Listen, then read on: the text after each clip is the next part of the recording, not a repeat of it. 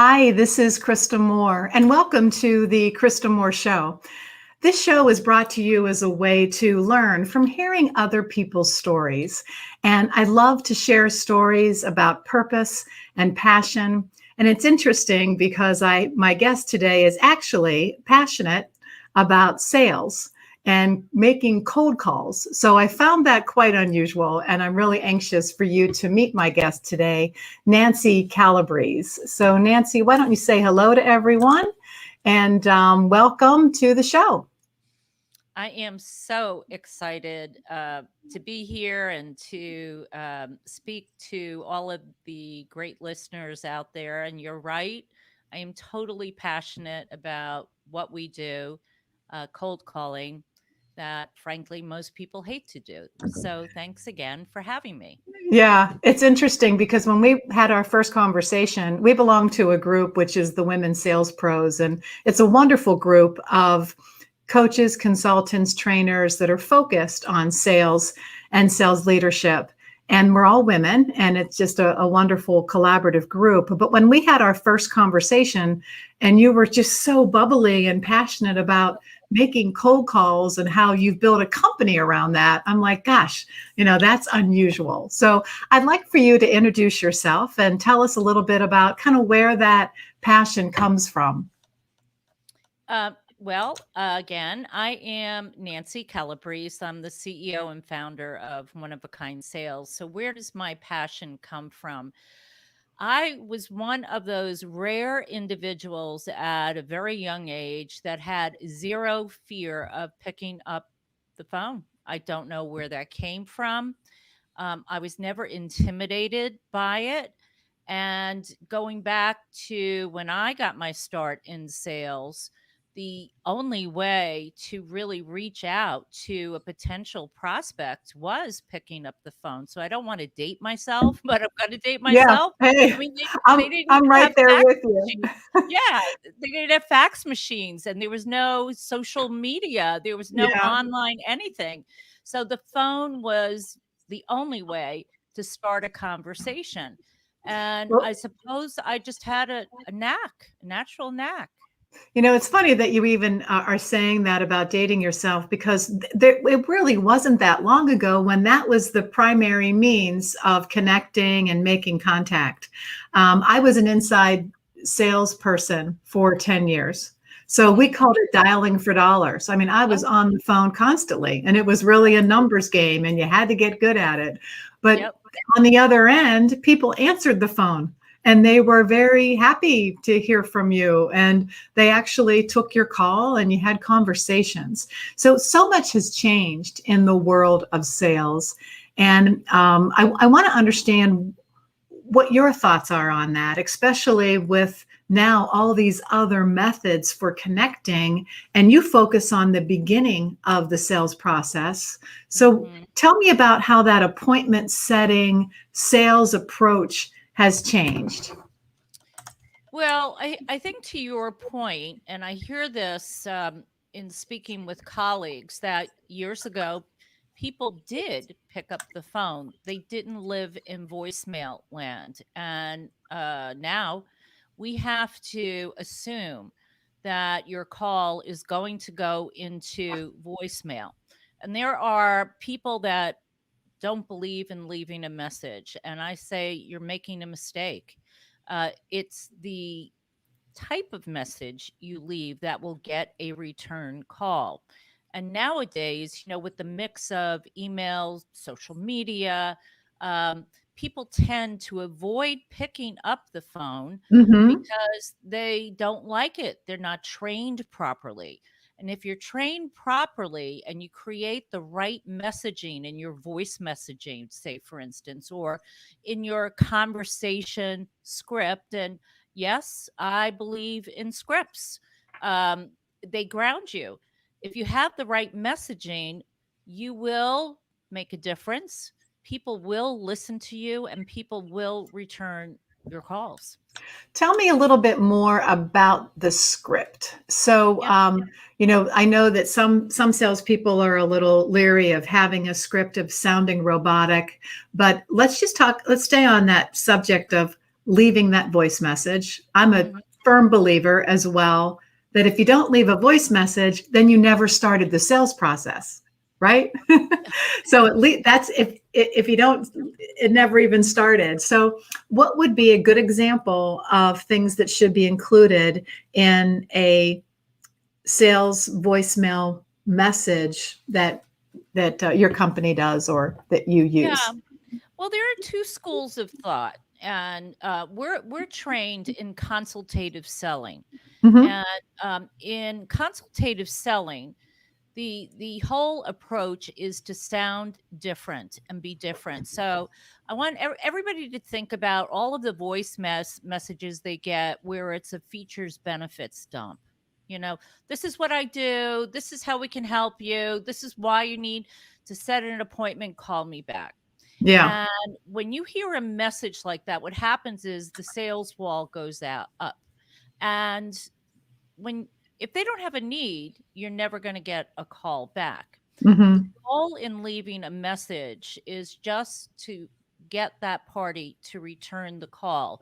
So we leave curious messages. Gee, your name came up in a conversation recently. It motivated me to give you a call. Here's my number. Look forward to hearing from you. And we Yeah. create a cadence of several messages, and each message will provide a little more information and we have a cadence of four. So the fourth message is simply, Krista, I don't want to be a pest. Obviously, this is not a priority for you. I Hmm. won't be in touch for a while. And you'd be Yeah, surprised. I like that. It kind of makes it just feel more human, right? Yeah. And that you touch on something that I think makes so much sense. It's just human conversation. Now, I think you asked me something about scripting. Yeah, I'm curious about the scripting because some people are leery to read from a script or really, quite frankly, don't even know how to create a proper script. What are Yeah. your thoughts? A script is step one. Think about the actors and actresses out there. They're playing a role. In sales, we play a role. They don't wing it. They don't wing it. They're given a script. And the script enables you, first of all, you have to internalize it. So the words sound like you. If there Yes. are words in the script that wouldn't naturally flow from you, then you change that word Hmm. and you make it more natural. But the benefit of having a script is, well, there are several benefits. Number one, you don't have to think about it after a while. You know what you're going to say. It sounds more and more natural. That's number one. You properly brand yourself to your audience. You're not sounding like you're not prepared. Yeah. And by capturing at least the introductory part of the conversation, that will ground you, because I believe, and Christy, you probably agree with this too, that the real work in sales comes from we don't know what that prospect's response is going to be. We Hmm. don't know their communication style until we engage them. And then we have to deal with the objections. And the objections will vary in each and every call. So that's why I believe in scripts. Yeah, it's interesting because you're saying scripts are important and they need to be created appropriately and that there's benefits to them. But I'm also hearing you say don't go down this path where you're sounding robotic. Add your natural cadence and style into the script. And I Yeah. think that's where some people, might take it so literally, like I've got to read this. And when you're talking with them, it feels like they're reading a script. They're Well, not isn't that natural. a turnoff? Yes. And it simply means, look, the first time you do a read through is not going to be as fluent as when you do it multiple times. And Mhm. I think, well, I don't even think, I know cold calling gets a bad rap because it's not done consistently. And like anything else, sales is a sport. you've got to practice, practice, practice. Yeah, it's interesting. I was just recalling a time when I did a lot of training for inside sales and appointment setting, and we used to have our clients call us back and leave a voice message as though we were the prospect, and then it was recorded, and then we'd share it back with them so that they could hear how they sounded. And that was actually a great way to kind of like put a mirror up in front of someone. And I wonder if that is a good technique for someone learning to be more natural in their scripting. Maybe they record themselves. Absolutely. And, there's so much technology out there that the days you and I started, Krista, were not available. So we use a CRM that enables us to use call recording. Now, and we're very transparent about it as well. And during our one-on-ones or our weekly sales training meetings, we share recordings and we deconstruct them each week. The only caution for anybody with call recording, you have to make sure you're in a state that allows one-party call recording. If Okay. it's two, you cannot share those recordings. Yeah. So for our audience, why don't you describe a little bit what One-of-a-Kind Sales does as a company? And we're curious about, what is One-of-a-Kind Sales? One-of-a-Kind Sales is, I like to believe, an amazing organization because we excel at what most people hate doing. We love cold calling. And we provide lead generation, appointment setting services, and also inside sales management to teams that are charged with picking up the phone and making calls. And let's face it, that's what sales looks like today. And the future predictions are that sales, the way we used to know it, is going to change into inside sales, especially since what's happened with COVID. So yeah, let's talk about that a little bit. I've seen Sure. an upswing in people interested in creating inside sales organizations, especially since COVID. Even prior to that, the whole studies around kind of the death of the salesperson and how technology is replacing them. But I'm seeing many organizations saying, hey, we can get more accomplished inside and on the phone as kind of the first step in the sales process. So what are some of your thoughts or predictions, or what are you seeing as people are looking to build inside sales organizations? Yeah, you can close deals over the phone, but we have the advantage now of technology, Zoom meetings. So you still have a virtual connection.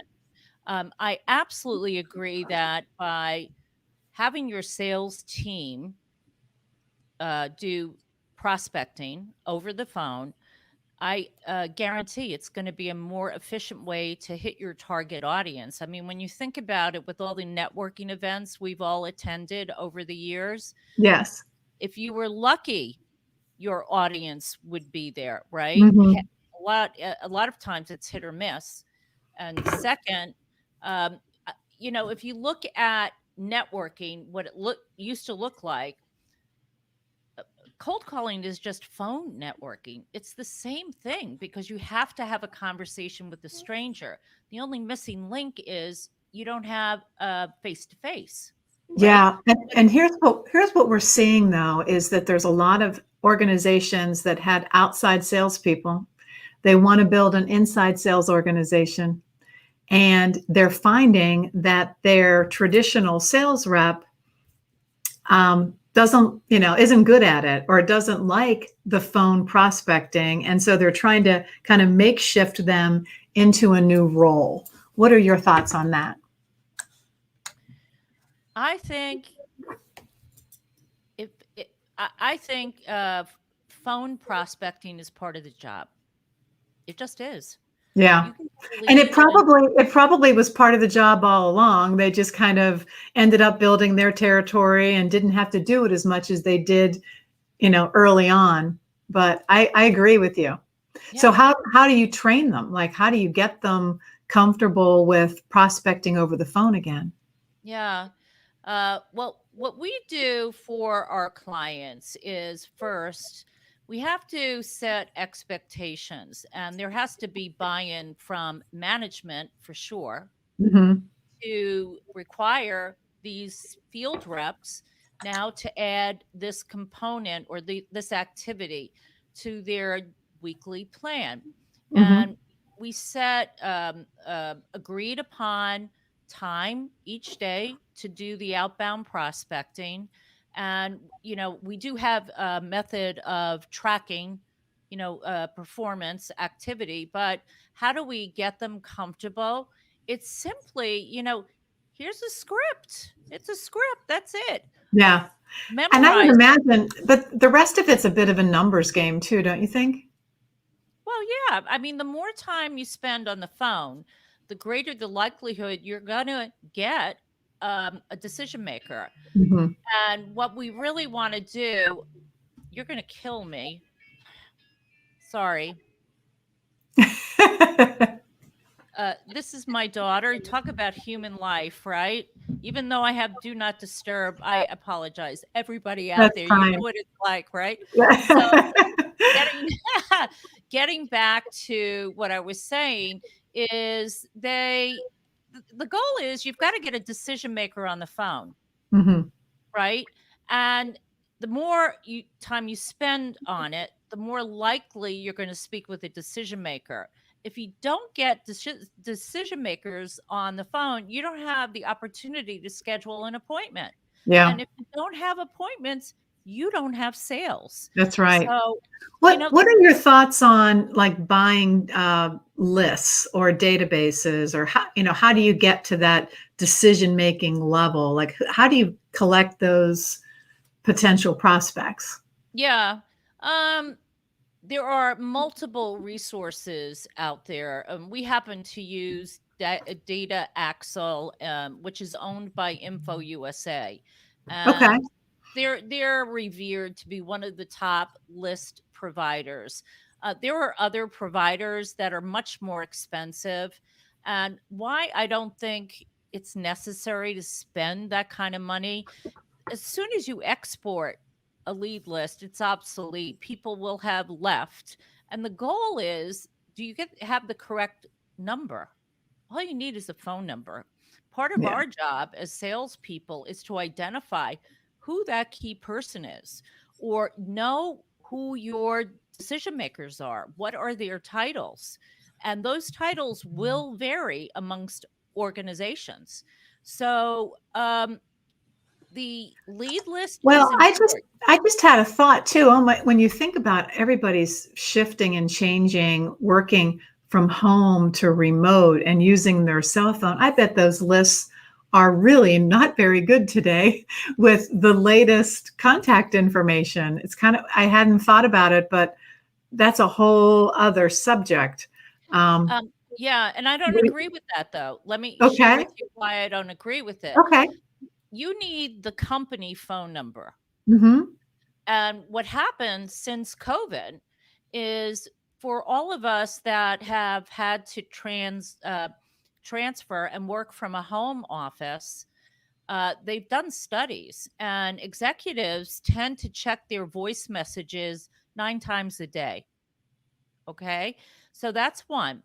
Very often now you are being patched through to their cell phone number. There Okay. is there is still They've got the technologies in play yes, yeah, to do the patching, but I like the idea that people are listening to their voice messages more yeah. Oh, because maybe they weren't before, right? But now they're calling in and checking the messages. that's right. I mean, Mhm. it's just common sense. You're not there physically, but you still need to know what's going on. So those companies that are prudent have made it maybe a policy. This is what you have to do, or will automatically transfer that caller to that person's cell phone number. Yeah. I have another question for you. I'm curious too about some of the shifts and changes that are taking place just in the whole sales industry. And one of the things that I worry about or wonder about is if sales does get replaced by technology, like the salesperson isn't needed anymore because they can just Google it and get what they need. No one will ever, or nothing will ever replace the human conversation. Mm-hmm. You connect on a different level. Technology might provide you with the data to begin human conversation, but people buy from people, not from robots. And if you go and Google, um, the future of sales, you still hear sales leaders or read sales leaders saying, the conversation hasn't gone away. Mm-hmm. It might even be more important than ever when you think about people needing that human connection. We all do. Mm-hmm. All do. And it's even more important today when you think about standing out against your Let's, competition. Go ahead. Sorry. I was going to say, let's talk about that that passion for sales, the love of the cold call. And originally at the beginning of the interview, you were saying that you were it was in your DNA. You're kind of born with it. And I know that one of the things that you do in one-of-a-kind sales is recruiting. And so are you helping companies find those people that are great at and passionate about cold calling, and or are you hiring them so that your client doesn't have to? How does that work? And what are you looking for? What are some of the traits that are important when you're recruiting or looking for them? Yeah. The answer is yes and yes. Mm-hmm. The traits. When we work to identify candidates in this space, right? Outbound dialers, it all starts with the culture. And I'm a big believer. If I learned in my prior life, I owned a recruiting firm for many, many Mm-hmm. years. And what I learned was people go and work for people.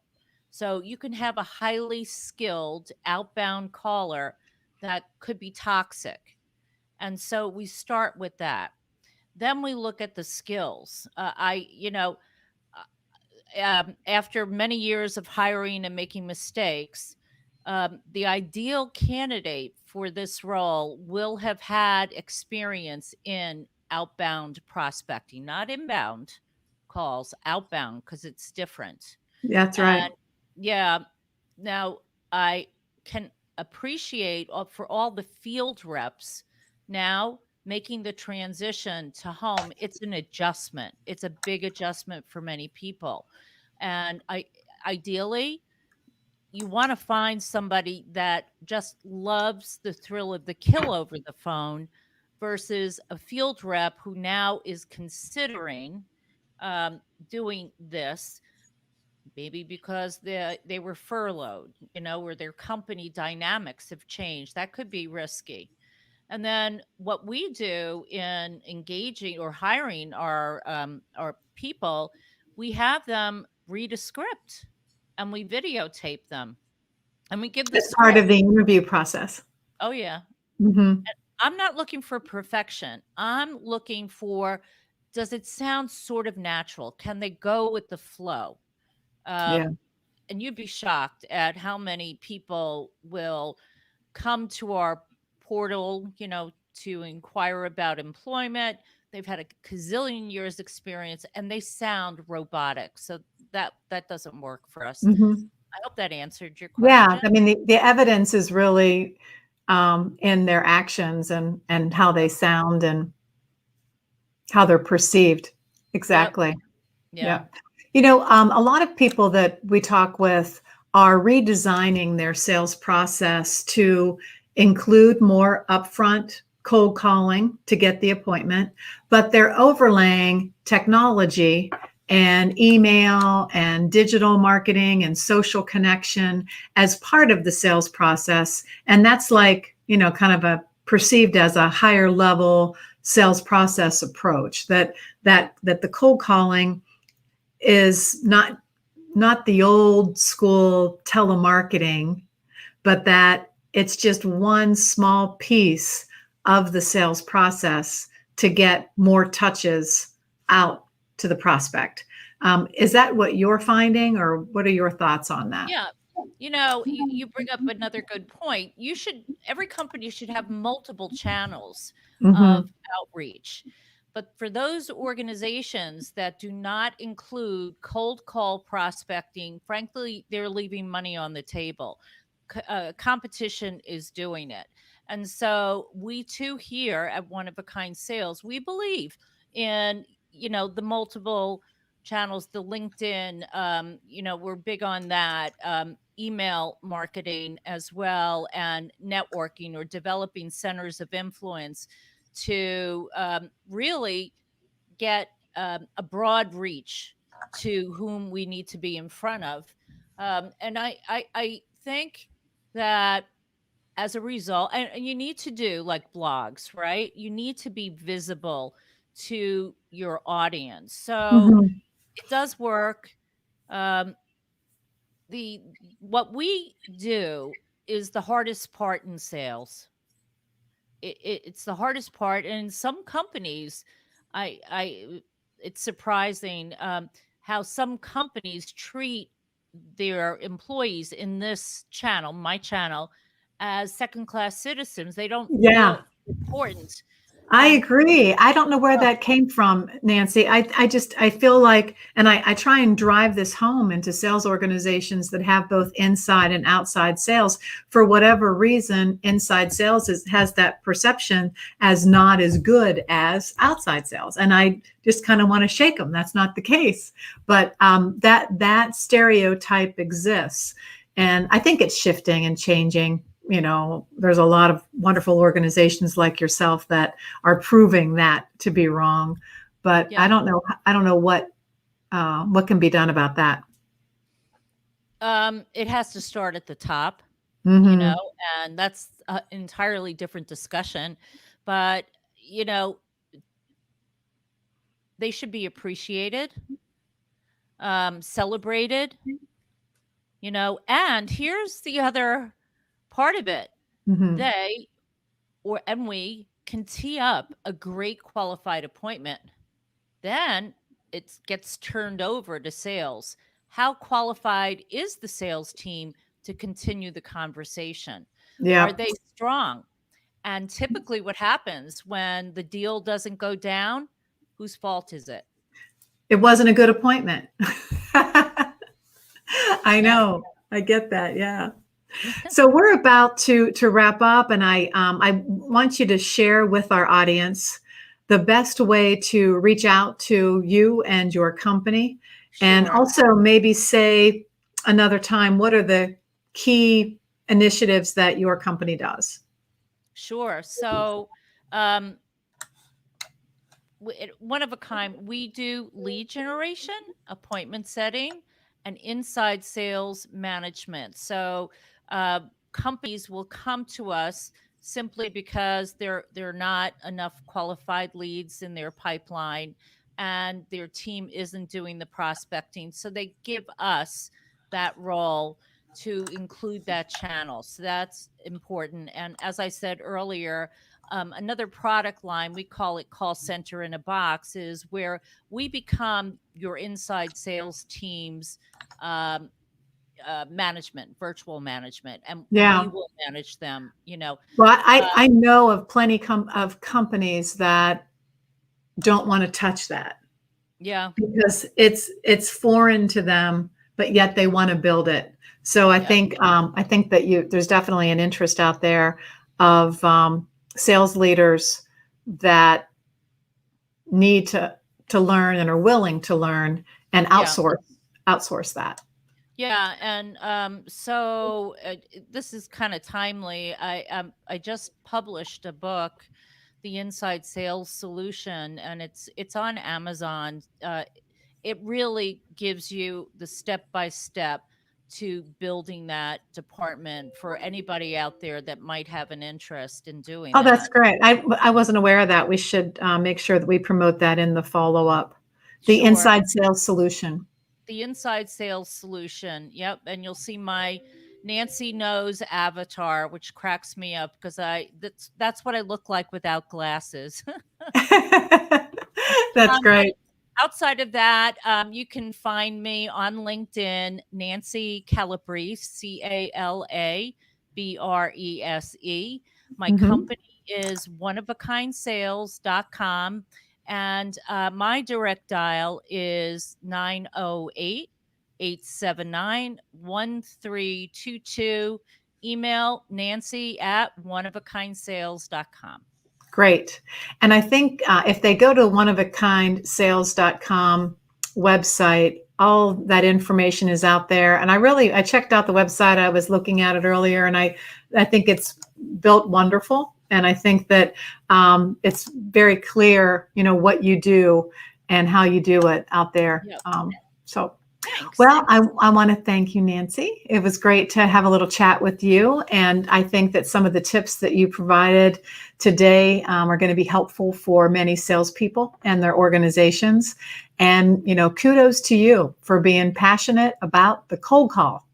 Yeah. I love what I do. And I hope everyone out there listening, you love what you do. So thanks so much for having me. All right. Thanks, Nancy. Take care. Thank you, everyone, for joining us. And goodbye, Nancy. Take care. Bye now.